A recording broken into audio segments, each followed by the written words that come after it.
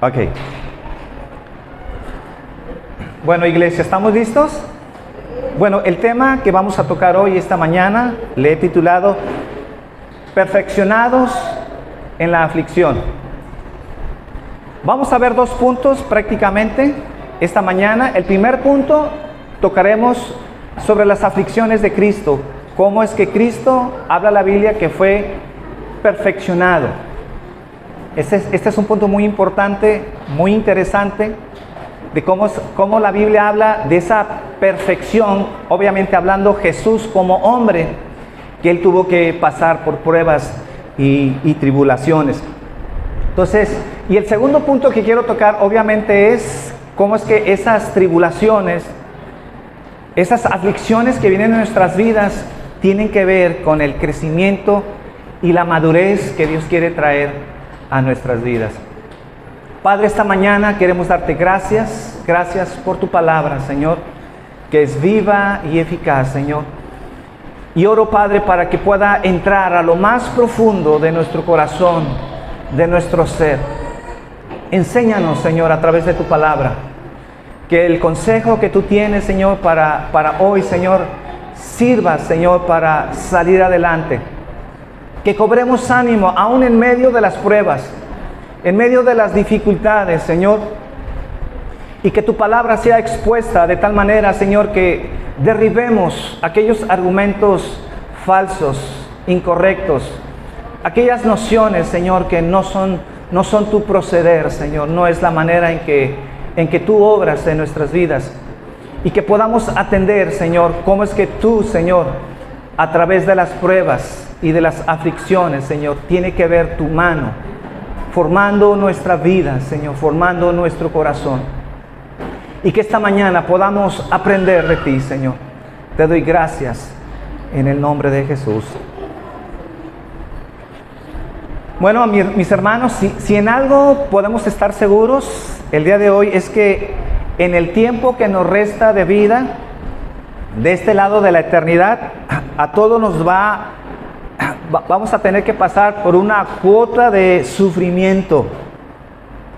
No sabemos en qué grado, no sabemos el tiempo de esas pruebas o de dificultades que tendremos, pero si hay algo seguro es que mientras Dios no nos llame a su gloria, pasaremos por pruebas y tribulaciones.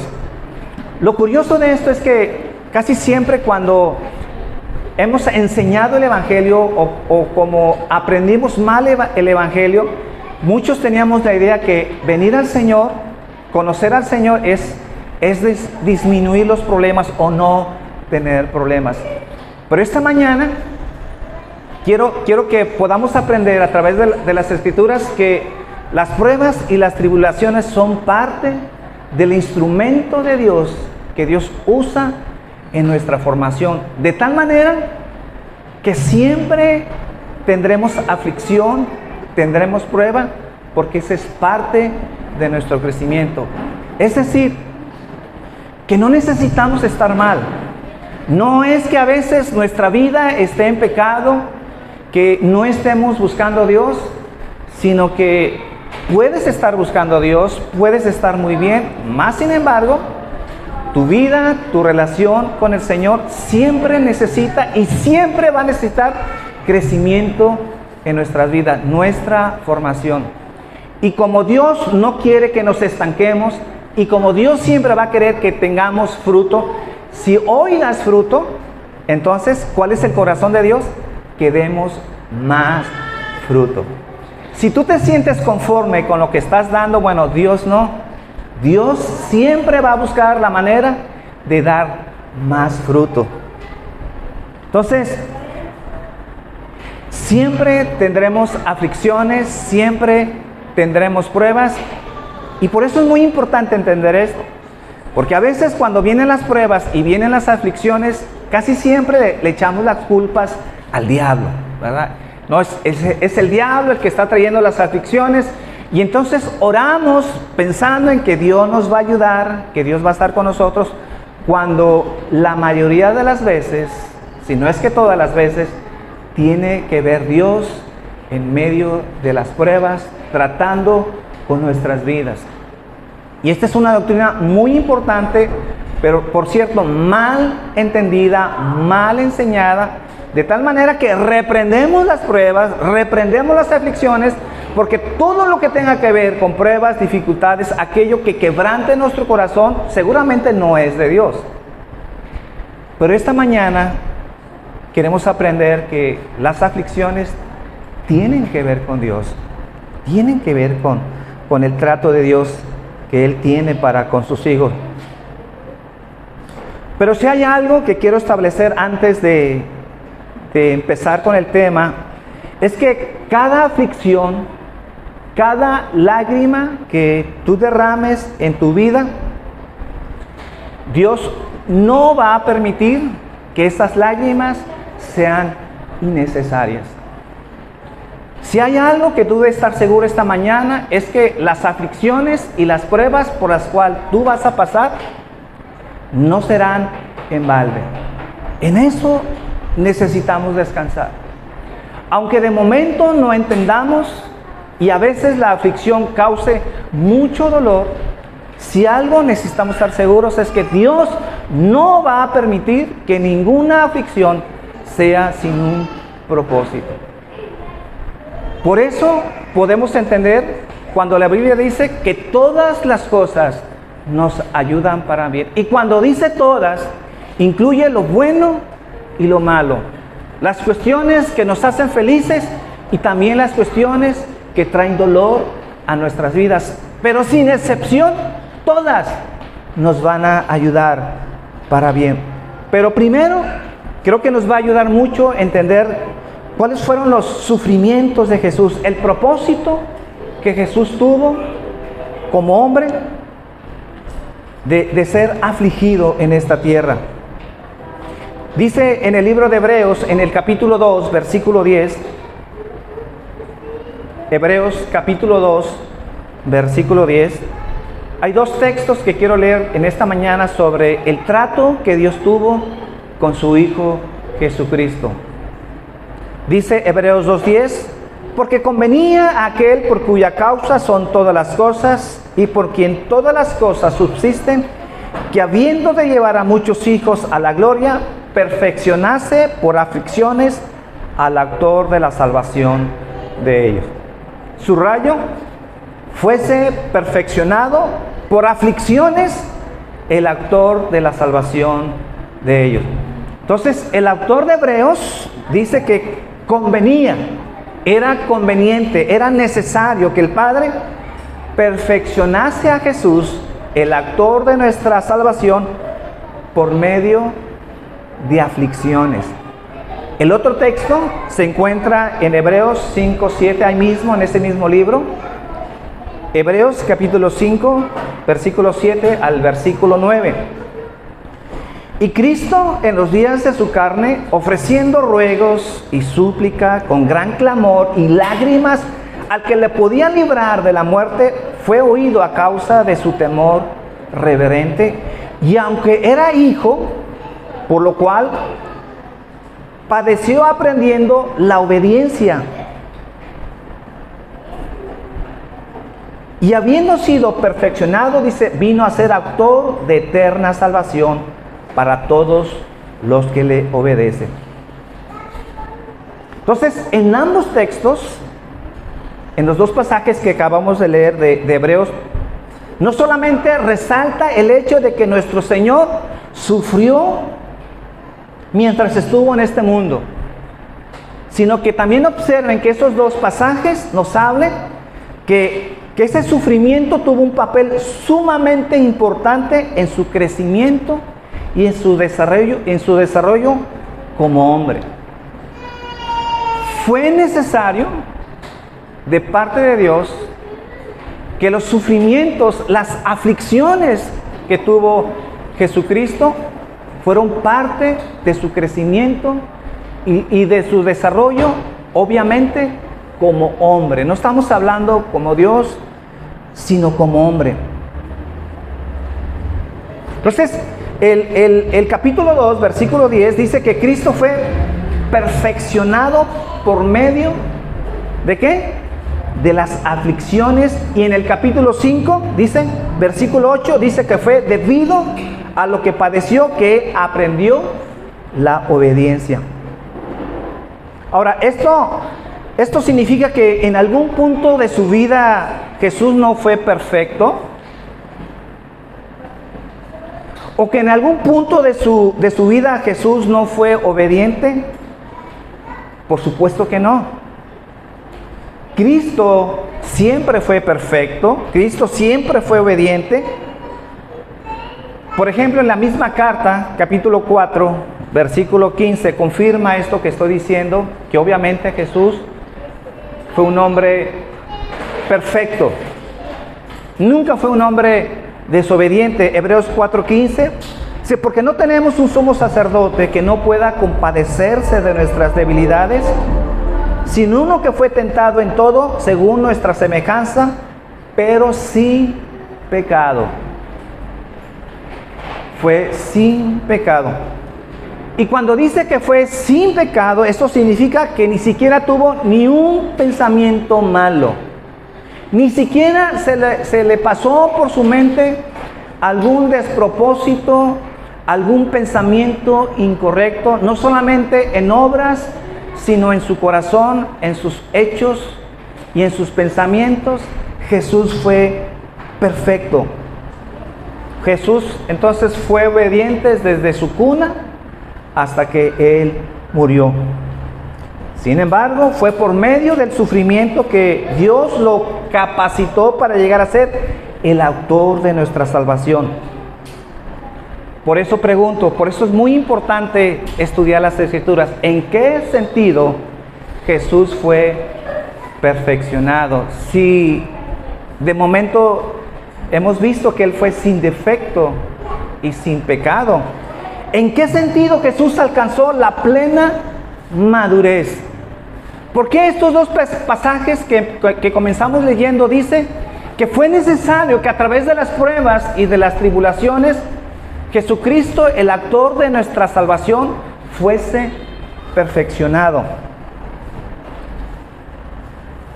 Esta palabra perfeccionar que aparece en Hebreos 2:20, perfeccionar, conlleva la idea de alcanzar la meta, de lograr algo o consumar algo. Entonces Cristo tenía que identificarse plenamente con nuestra condición humana. Eso es lo que se refiere el capítulo 4, versículo 15 de Hebreos. Por eso podemos decir esta mañana que Cristo puede compadecerse de nuestras flaquezas, porque Él fue tentado en todo según nuestra semejanza. Es decir, las mismas tentaciones que tú tienes todos los días, las tentaciones que el diablo te pone para que te alejes de Dios, para que dejes de ser una persona que busques a Dios, para que faltes a los 10 mandamientos, las mismas tentaciones que tú tienes fueron las mismas tentaciones que Jesús tuvo cuando Él estuvo en la tierra. Ahora, alguien podría decir, pero es que yo soy tentado de una manera diferente a Jesús, porque Él no tenía una naturaleza pecaminosa como yo.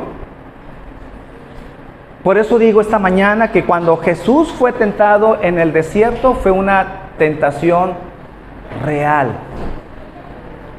Vimos que en el desierto fue tentado 3 veces. Dice que llevaba 40 días sin comer alimento y tenía el poder para convertir las piedras en pan.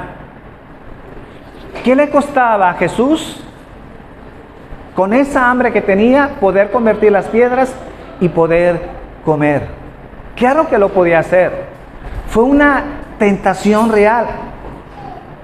También cuando Jesús estaba en el huerto de Getsemaní, fue tentado con todas sus fuerzas del infierno para no llegar a la cruz. Cuando Él oraba y decía, Señor, si es posible, pase de mí esta copa. Señor, si hubiera la manera de evitar, Señor, llegar a la cruz, pero no como yo quiero, sino hágase como tú quieres. Y obviamente dice que cuando estaba en el huerto de Getsemaní, dice, sudaba como gotas de sangre. ¿Por qué? Porque había una aflicción en él por lo que iba a pasar. El peso, la ira de Dios, no los clavos, no los flagelazos, sino la ira de Dios que iba a caer sobre él, que esa ira que le correspondía a la humanidad cayó sobre él. Por eso él oraba y decía, Señor, si es posible, pase de mí esta copa, pero no como yo quiero, Señor, sino que hágase tu voluntad. Entonces Jesús fue perfeccionado a través de sus aflicciones. Entonces, para que Jesús pudiera abrir el camino hacia Dios, el sendero de la perfección, tenía que atravesarlo él primero. Solo así él pudo ser el representante adecuado de nuestras vidas. Dice Isaías 53:3 que él fue experimentado en quebranto. Isaías 53:3 dice, fue despreciado y desechado por los hombres, varón de dolores y experimentado en sufrimiento. Esta palabra experimentado lo podemos traducir como él conoció. Él experimentó el sufrimiento. Cuando dice Isaías que él sufrió, cuando él experimentó el sufrimiento, tenemos que entender que no hay sufrimiento humano que Jesús no haya vivido. Yo no sé si el sufrimiento más grande es perder a un hijo, perder a la esposa, perder a la mamá, perder al papá. No sé qué podría ser. Morir quemado, no sé. Pero cualquier aflicción, mi hermano, que tú estés viviendo, cualquier dolor que te parezca demasiado fuerte, no hay dolor que Jesús no haya experimentado. Por eso dice Hebreos que podemos acercarnos al trono de gracia, porque Él sabe entendernos, Él sabe comprendernos perfectamente, porque el dolor que tú pasas, el dolor que tú estás tal vez ahorita experimentando es el mismo que Él padeció. Es el mismo que Él sintió y entonces puede entendernos perfectamente, porque Él conoció el sufrimiento. De ahí, mis hermanos, la palabra crisis. La palabra crisis significa crecimiento. Es decir, no hay crecimiento si no hay crisis.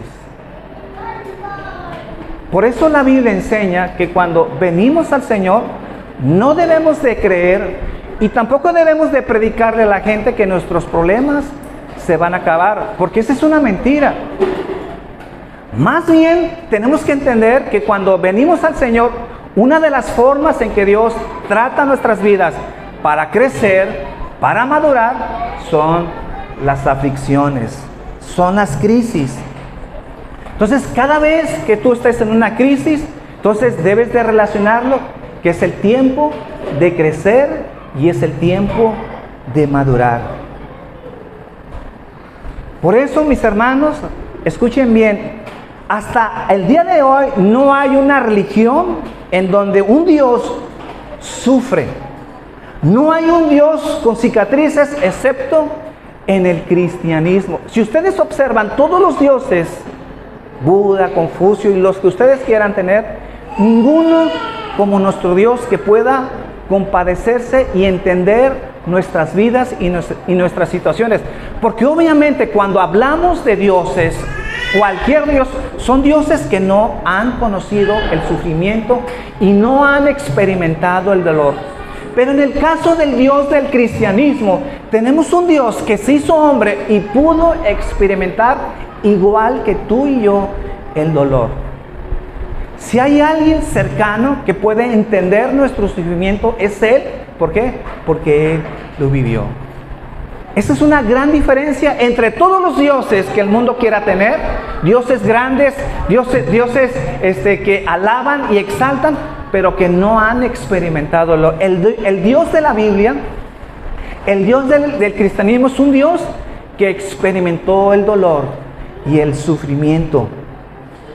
Entonces, ¿qué Dios puede entender a la humanidad sino ese Dios que pasó en carne propia lo que es el dolor?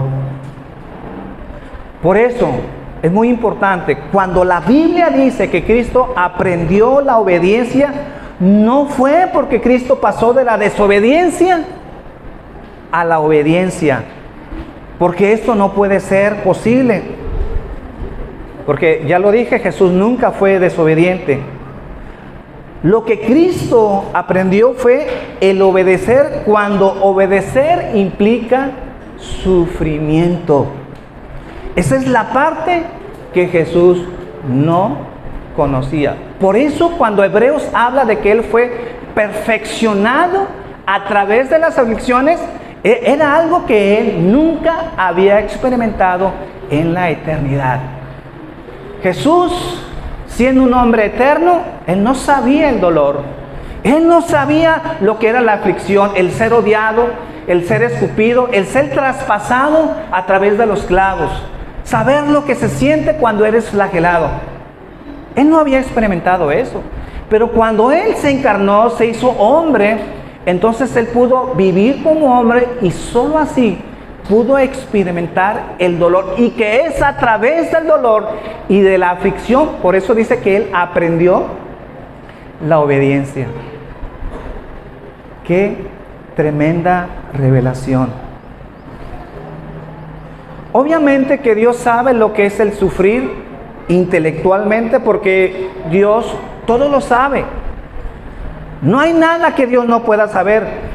Pero Dios no había experimentado clavos en sus manos, porque Él no tenía un cuerpo como el tuyo y como el mío.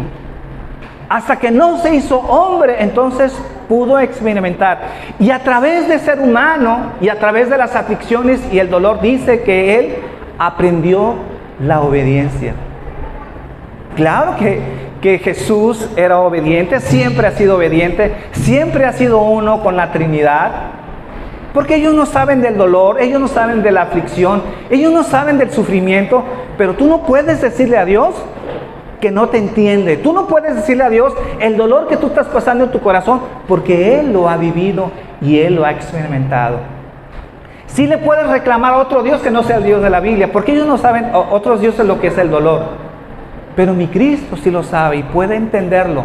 Te puede entender perfectamente por lo que estás pasando, porque es algo que Él ha vivido.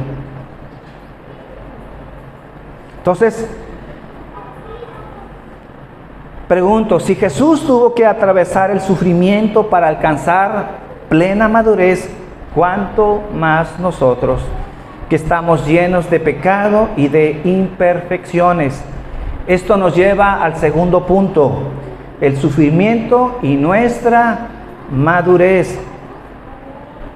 Como dije al principio, el sufrimiento es parte de nuestra formación para alcanzar la madurez. Vayan conmigo a Romanos capítulo 5, versículo 3 al versículo 5. Romanos capítulo 5, versículo 3.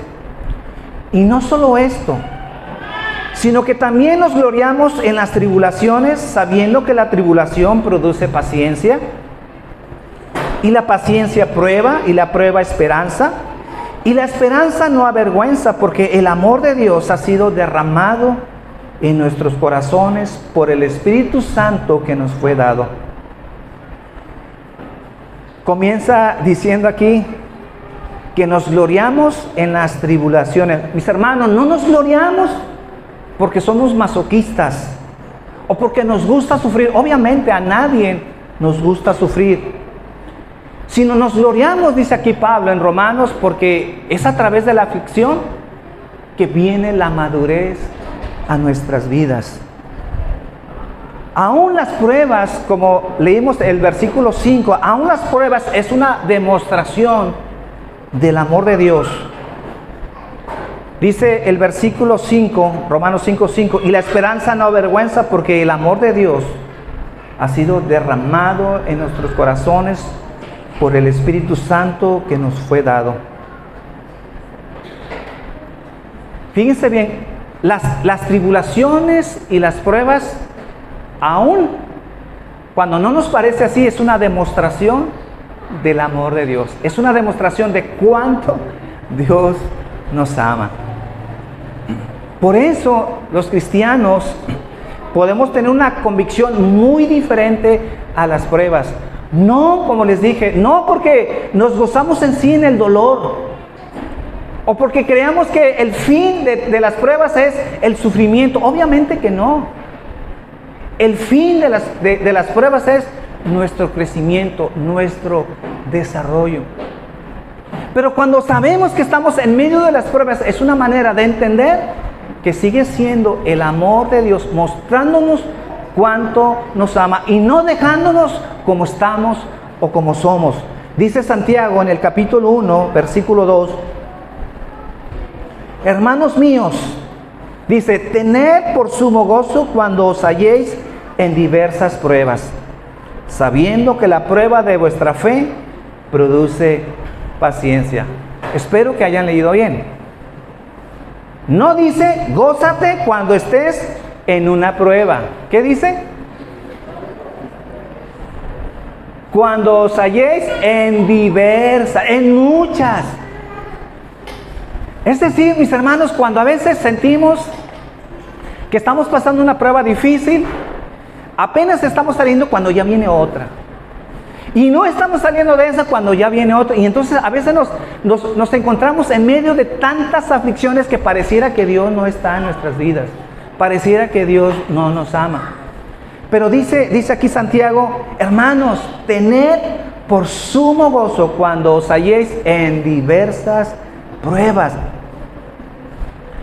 Por eso el sumo gozo que habla aquí no es el placer de sufrir, sino porque produce madurez. Dice Santiago 1:4. Santiago 1:4. Dice, y que la paciencia tenga sus perfectos resultados para que seáis perfectos y completos sin que os falte nada. Después de la prueba y de la tribulación, dice versículo 4, para que seamos perfectos. Para que seáis perfectos y completos sin que os falte nada. Por eso podemos decir esta mañana, ¿Dios usa las pruebas? Sí. Podemos decir, como hemos aprendido en la soberanía de Dios, en la providencia de Dios, ¿Dios puede usar aún las tinieblas para formar nuestras vidas? Sí. Porque si de algo necesitas estar seguros que Dios no va a permitir que las tinieblas toquen tu vida si no tiene un propósito para bien. Porque si no hay un propósito para bien, entonces las escrituras fallarían y no podríamos decir que todas las cosas nos ayudan para bien. Aún el diablo, cuando quiere hacernos daño, cuando él tiene un propósito de mal, siempre Dios lo va a convertir en un propósito de bien para nuestras vidas. Hay tres figuras en la Biblia que ilustran esta realidad de que nosotros no podemos crecer sin sufrimiento. La primera es la de un padre que disciplina a su hijo. Hebreos 12:5. Hebreos capítulo 12, versículo 5. Y habéis ya olvidado la exhortación que como a hijos se os dirige, diciendo, hijo mío, no menosprecéis la disciplina del Señor, ni desmayéis cuando eres reprendido por Él. Porque el Señor al que ama, disciplina y azota a todo aquel que recibe por hijos. Dios saca su vara y Dios nos corrige, nos azota. Y cuando Dios nos azota, no es otra cosa, su amor demostrado a través de su disciplina. Así como un hijo disciplina, como un padre, disciplina a su hijo, porque lo ama, porque desea lo mejor para él, así igual nuestro Padre. La otra figura es la de un orfebre que refina plata. Isaías capítulo 48, versículo 10. Isaías 48:10. He aquí te he purificado y no como a plata, te he escogido en horno de aflicción. ¿Cuál es la idea de pasar la plata por el fuego? Quitar la escoria, quitar la suciedad, quitar las impurezas, aquello que no es plata.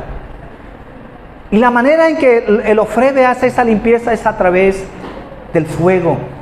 Y esa es la idea cuando Dios nos pasa por el horno, dice aquí, Isaías 48:10, por el horno, dice, de la aflicción.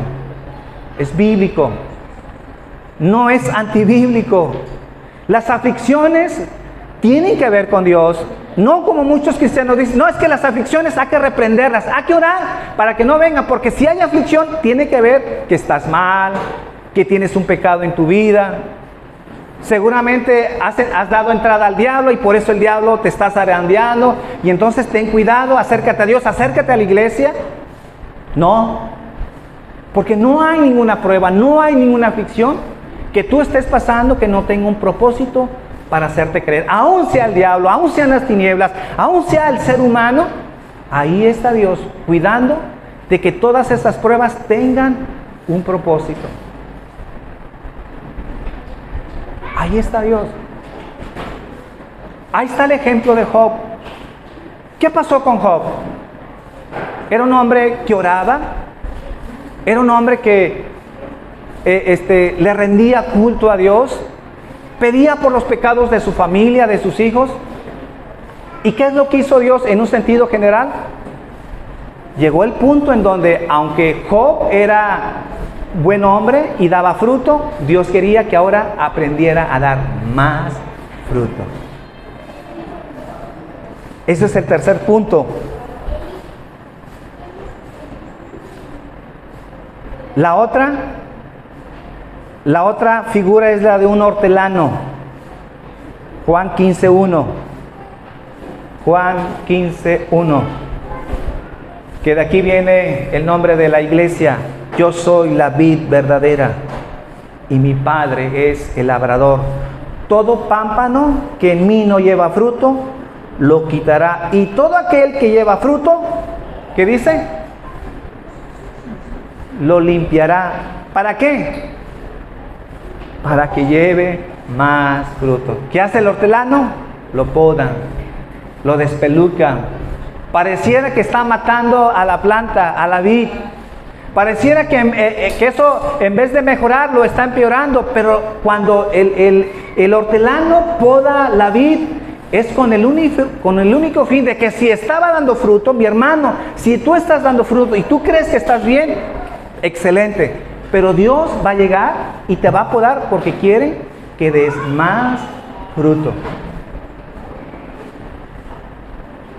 A veces uno cree que si uno no tuviera aflicciones, a lo mejor uno serviría mejor al Señor, pero no debes pensar eso, mi hermano. Si el Padre te poda, si el Padre no te poda, entonces no darías más fruto. No creas que si estuvieras libre de aflicción, tú serías un mejor cristiano. Al contrario, son las aflicciones los que nos quebrantan y nos hacen acercar más a Dios, buscarle más a Él, porque eso es lo que trae crecimiento a nuestras vidas. Entonces, no es en sí el sufrimiento lo que produce el crecimiento, sino la manera en que tú reaccionas al sufrimiento. Pero si quieres crecer, tendrás que pasar por la escuela del sufrimiento. Es por eso que cuando tú le digas a Dios, mi hermano, que te ame más, debes de entender que eso conlleva la idea de hacerte una mejor persona. Si tú quieres más del amor de Dios, eso conlleva la idea de que Dios tiene que hacer de ti una mejor persona. Y la manera de hacernos una mejor persona son a través de las pruebas y las tribulaciones. Entonces, si tu deseo es que Dios se conforme a ti y te acepte como nosotros somos, entonces eso es pedir que Dios deje de ser Dios. Obviamente, Dios no se va a conformar a ti, ni te va a dejar como eres. Si tú crees que estás bien, si tú crees que estás limpio, eso no va a suceder con Dios. Pregúntale a uno de los niños, o de nuestros hijos, o de mis sobrinos, o de mis nietos. A veces los hijos o los nietos creen que no necesitan bañarse, que no necesitan limpiarse, que para venir a la iglesia, para venir a la vid, están presentables. Obviamente ellos no entienden eso, pero el padre sí. Y aunque a veces el niño cree que esté limpio, el padre lo mete, lo baña, lo enjuaga, le pone su champú, lo pone presentable, porque el padre sabe lo que hace con su hijo. Y es lo que hace Dios con nuestras vidas. Aunque tú sientes que estás bien, que vas bien, que estás orando, Dios siempre va a querer que des más frutos. Entonces, para terminar, mis hermanos, la idea no es dejarlos asustados con este tema y temblando, porque entonces vienen las aflicciones, porque Dios las usa, es inevitable, y aunque ores y aunque ayunes, van a venir. La idea de este tema es que las aflicciones tienen un propósito, que entendamos que nada sucede sin un propósito y produce un excelente y eterno peso de gloria en nuestras vidas. Entonces, la idea de este tema es ver la mano de Dios que está detrás de las aflicciones. Deja de estar viendo al diablo, deja de estar viendo a las tinieblas, sino ponte en línea con Dios, ponte en los caminos de Dios y piensa qué es lo que Dios quiere hacer con nuestras vidas. Entonces, ese es el proceso que Dios usa en nuestras vidas para hacernos más como Jesús. Próximo domingo quiero seguir hablando de esta temática. El tema que yo quiero compartir la semana que viene es cómo Dios nos usa en medio de nuestras debilidades. Que cuando somos débiles en el Señor, entonces Dios nos hace fuertes. Ese es el tema que yo quiero traer el próximo domingo. Pero por lo pronto establecer esta mañana que necesitamos ponernos en las manos del Señor. Que las pruebas y las tribulaciones son parte de nuestro crecimiento y que no van a cesar hasta que Dios no nos lleve a su gloria. ¿Cuál es la diferencia entre un cristiano y otro? Bueno, la diferencia es cuando no entendemos el propósito de las pruebas y argumentamos el propósito de las tinieblas, que solamente es hacernos mal, afligirnos y ponernos tristes, cuando en realidad es Dios el que nos enseña esta mañana a entender en que estamos en sus manos y que nada que venga a tu vida carece de sentido o de propósito. Estamos en las manos de Dios. Estamos en las manos de Dios. Padre, esta mañana quiero darte gracias, porque sé, Señor, que tu mano ahí está en nuestras vidas. No hay nada que se te escape, Señor. Y te pido, Señor, que esta enseñanza pueda ser digerida en nuestras vidas y en nuestros corazones, Padre. Porque no pasa nada, Señor, si tú no lo permites. Obviamente, Señor, estamos hablando de los hijos de Dios. Yo no podría garantizar esta plática para aquellos que no te conocen. Para aquellos que no te conocen, Señor, entonces las pruebas no tienen sentido, Señor. Las pruebas solamente es para causar dolor, tristeza. No nos hacen mejores. No nos llevan a la eternidad. Pero si estamos contigo, Señor, si estamos en tus caminos, entonces podemos decir que estamos en tus manos, que estamos, Señor, bajo tu protección, y que solamente tú permitirás, Señor, que esas aflicciones alcancen nuestro ser con un propósito y con un sentido, Padre. Te pido, Padre, esta mañana que nos des la fortaleza para soportar cualquier aflicción, cualquier tribulación, Padre. Y que obviamente, Señor, esas pruebas también tienen que ver, Señor, cuando estamos en desobediencia, cuando estamos fríos y apartados de ti. Como un padre disciplina a sus hijos, a veces tendrás que llegar a nuestras vidas, Señor, hasta que no reaccionemos, hasta que no nos pongamos a cuentas contigo. Y qué duro es caer en tu trato, Señor.